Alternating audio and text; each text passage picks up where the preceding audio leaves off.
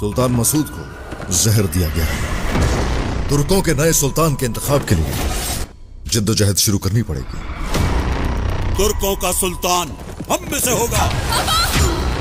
शोहरत आफत है, वल्ला आफत है। जंग के लिए तैयार हो। मैं उस्मान सरदार का जानशीन बुरहान हूं, समझे? मैं अलाउद्दीन, सरदार उस्मान का बेटा। मैं सुल्तान हजरत से मिलने आया हूं। कहा जाता है कि अक्ल सबसे जालिम तलवार है। देखते हैं किसकी तलवार ज्यादा जालिम है। वक्त आने पर सब सरदार मेरे ही हाथ पर बैत करेंगे।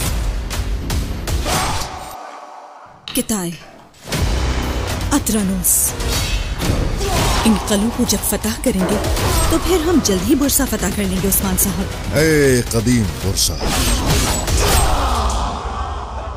या तो तुम या फिर मैं। या